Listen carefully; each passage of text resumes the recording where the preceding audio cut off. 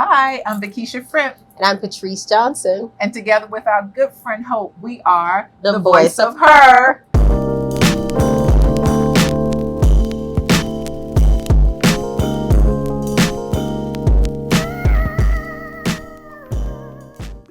So we decided this week we would go in depth about friendships because, as you've heard before, we are a part of a group here in DC called The Grits. And so we've been friends for pushing 25 years soon. And there are so many levels to our friendships because certain ones of us are closer than others, but we're all friends. And it's so incredibly unique. It's so incredibly unique. And it's like friends.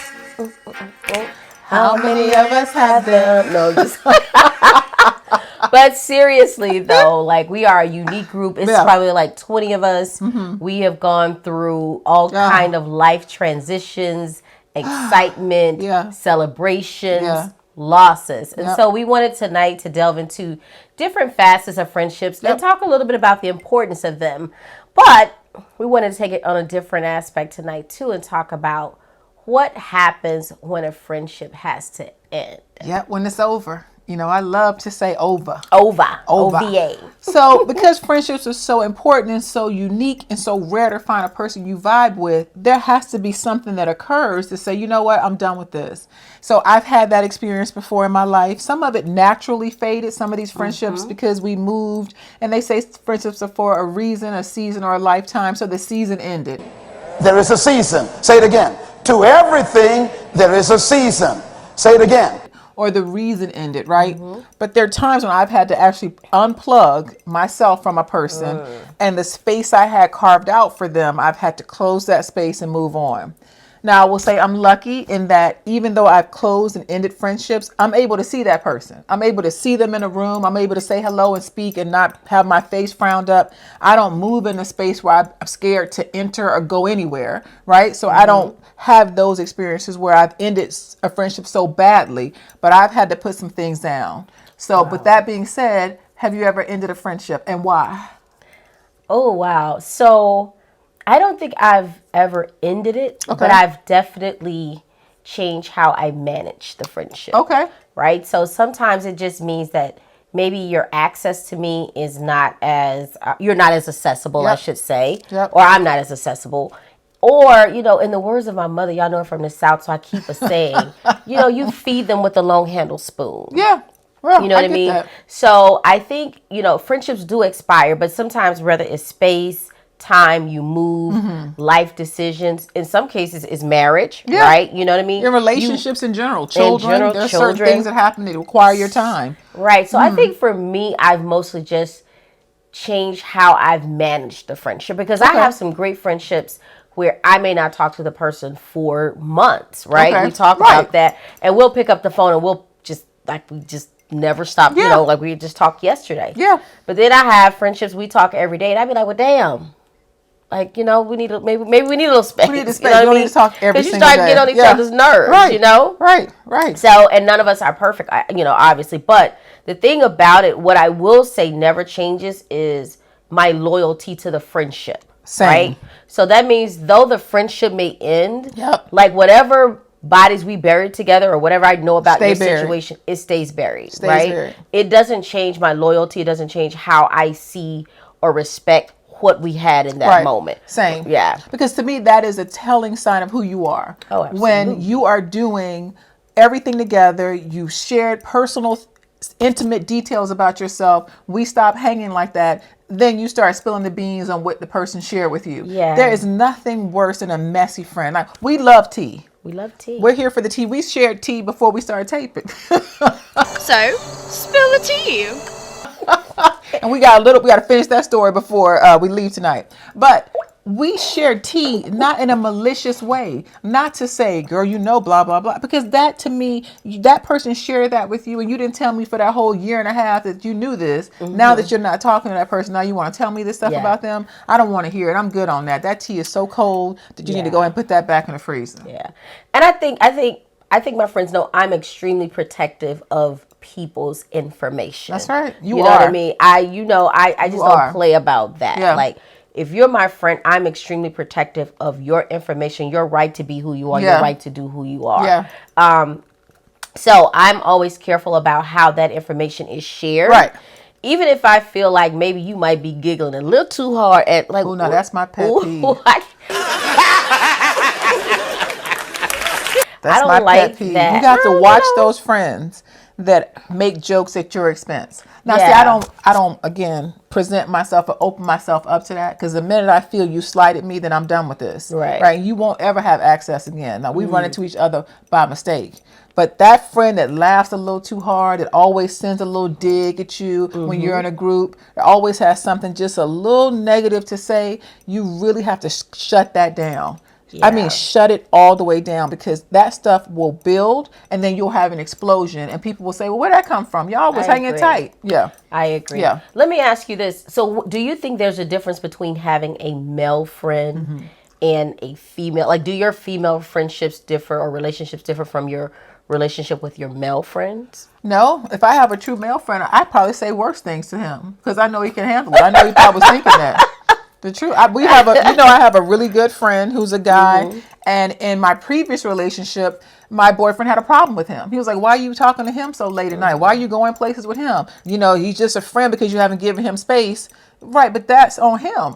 That door has never been open, never been cracked. You can't see no light through it, right? We're only friends. So I never had a problem with him being my friend. And the way I talk to him is so ignorant that it's sometimes he's like, "My God, who are you?" Right? Is that the little cute one I be looking at? No, that's not him.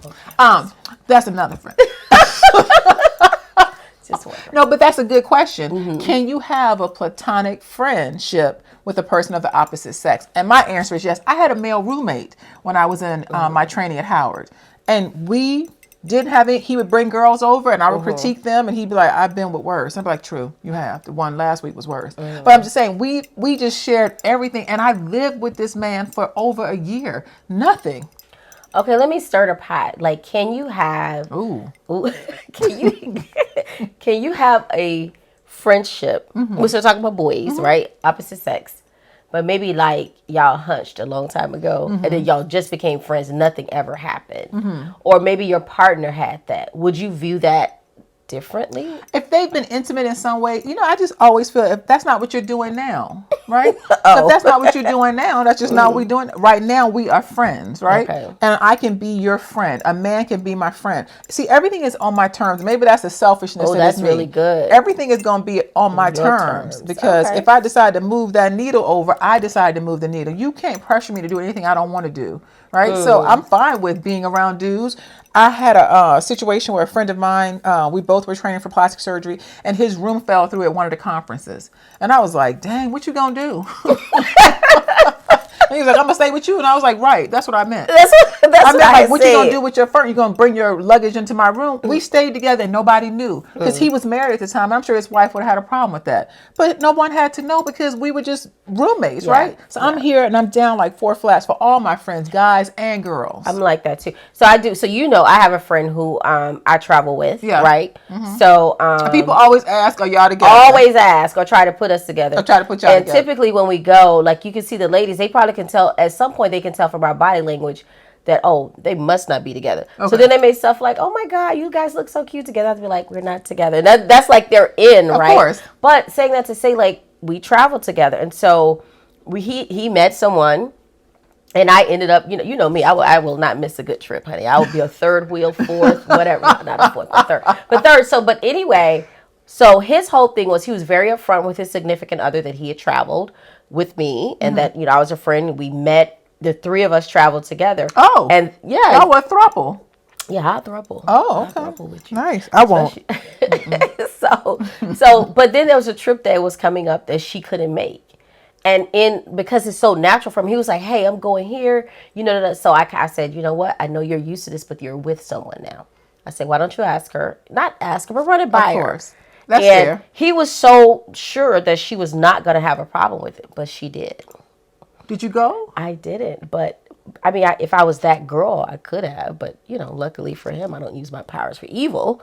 And I liked her, So I was respectful of the situation. And I had to, just share with him quiet as a girl because I'm a girl first. So I can understand her reservations. I can understand her reservations. And so I try to respect that. And I said, listen, it's cool. There'll be other trips. Yeah. So I absolutely think that you can. Yeah. I think sometimes it's often complicated when significant others come into play. I agree, because Steve Harvey has a clip, and they played it on Breakfast Club. Oh, we're gonna show them, right? We'll show them the clip. We'll go to the clip. I want you all to look at that clip and then respond, because that's sort of the way, that's the opposite of what I feel. That's the complete opposite of what I feel. I believe you can truly have a platonic relationship with someone of the opposite sex. I don't have female friends.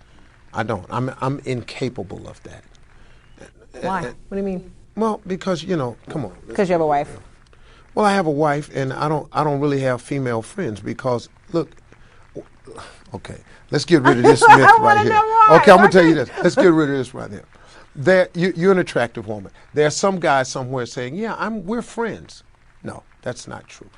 He's your friend only because you have made it absolutely clear that nothing else is happening except this friendship we have.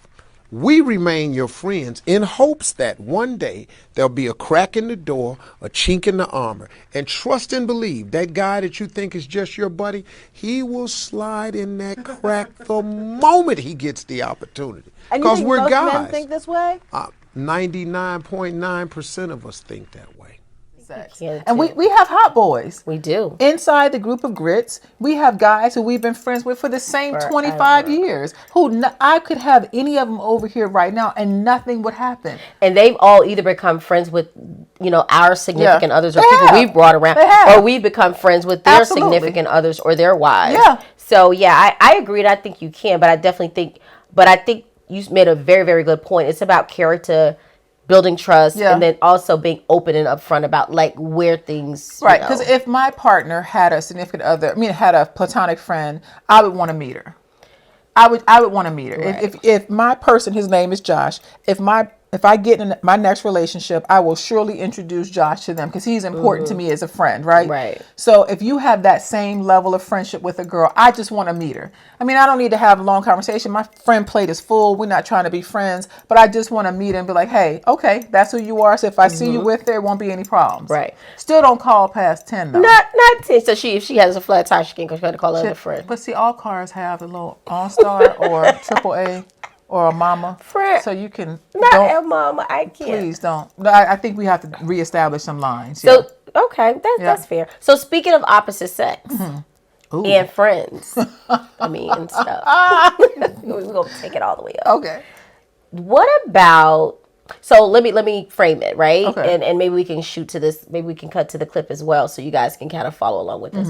But I think most of you may remember there was this episode of Real Housewives of Atlanta, where I think it was Portia and Fallon. I think they were at a Halloween party or whatever during one of the episodes. And then later it came out that she is dating now, I think now even engaged to Fallon's her ex-husband, which obviously they were married at the time. And of course, I'm not judging or saying, but I think Portia did also come out and say, hey, they were separated or whatever the tea was. But the point is, what we're framing, the question I have for you, what are your thoughts or feelings about dating a friend's ex? Oh, okay. No. I don't. What are your thoughts or feelings about me dating your ex? Don't. Oh. I don't think there's levels to that. I don't think you should. I think there's so many men out here. Why would you do? I just feel like God. And I told you before, we have a mutual friend. And she had been seen at a grits function with a guy. He was fine as I don't know what. My Lord, he was just. I found him to be incredibly attractive. That didn't work out between the two of them.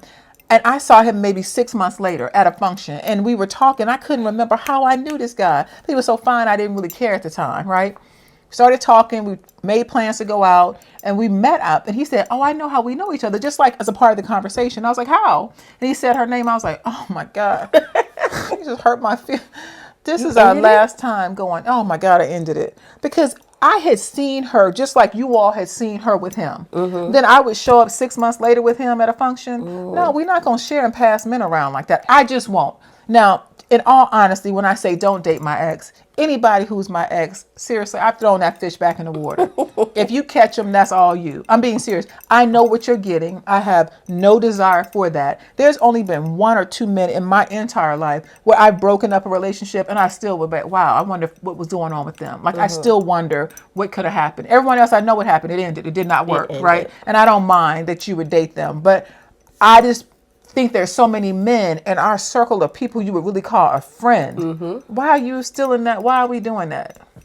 That I agree with. Like, I wouldn't. Well, let me frame it. I wouldn't care if a person dated any of your exes. Well, not any. Oh, so got the candle burning for somebody. Okay, no. So that's what I wanted to. But for the most part, I wouldn't care. Okay. For me, I wouldn't. It's probably like an ego pride thing. Like, I'm like, you hollered at my girl. That's the same almond pound cake you made. Like, did you still add vanilla extract to that? That's an almond pound. I like so. That was an inside joke, but she got it. That is the inside joke. But my point is, like, I don't want the comparison. I don't want to feel like, oh, I have what you had. I agree. Yeah. I think even if you showed interest, like if we were out and then you tried to holler at my girl and then, oh, like, that's just not my thing. Now, go for whatever you know. If you see, Trillary over there and you feel like it could work for y'all. Right. I don't know about the hollering. If we're in a big thing and you saw her and you started talking, you chatted her up, then you realized I don't want to pursue that. And then later on we started talking and we vibed. I may be okay with that. If you booked her, if y'all went out. Well, that's what I meant. Like, if you booked, y'all had a thing. Because my thing is, as much as we are alike, we are different, all of us. So if you vibe with her, you probably ain't vibe with me. Oh my God, I said that's the same thing. I found out that I was in this little, it was a very cursory relationship, but I actually liked him. And I found out he was dating somebody who is my friend. And when I saw them together, I'm like, no, they're more than just having a conversation. They're dating. So I sent him a text. I'm like, how in the world would you think that'd be okay? What part of your brain said you could manage the both of us? Because if you like me, I don't understand how you could like her. Amazing girl, amazing woman, right? Understand. But how in the world would you think that'd be something that I'd be, dude, if you don't get the hell on, like, seriously? I honestly got upset. Like, I truly felt anger that you would think that it'd be okay to date the both of us. You could have had anybody else. I wouldn't even cared as much. You just would have been sidestep. You just would have been double dipping. And that's a whole nother issue. You're double dipping with somebody who I know and who is... No, that means your taste you got a rainbow that's just too wide. You all over the place. you every color, every spectrum, you just do anything, and I'm good on anything. Yeah, no, I would certainly be good on that. I don't think like I said, for me, it definitely would be like why would I like spin the block on that? Like, nah. Yeah, we're not gonna do that. Spin the block on an ex before I go with somebody who, like, you know what I mean? Absolutely. What you call it? Go back and look in your Rolodex and see. See what I might have missed. Revisit what needs to be visited again. Yeah, but they seem to, we always say this as a part of our giving you references. There's no judgment. If Portia and this dude are living amazing life as it appears on the internet, honey, turn that thing to 10. Like, live your best life, because you don't know what tomorrow is. So it's not with judgment. It's just an example, and we just want to let you know, don't do that to us. At all. At all. We're not the one or the two. But seriously, it is. I love how you framed it, because I think what we didn't say, we kind of said the last time. And thank you guys for all your support on the last episode. It's so much love. Thank you. But these are just our conversations. And we just want to know, are you having those same conversations? And we got so much feedback about how people were with their girls. They were out and they framed the same question. That was so much fun hearing us say that, because these are like real conversations we've had. So as you can see, we reference like, oh, I think I think you heard. But we just thought it'd be nice to share it and get it out loud and get other people's perspectives. Keep the conversation going, like you say. Keep the conversation going. So until our next one, we hope to hear from you, and we hope you enjoy these little snippets into our conversations. And remember, it's the voice of her.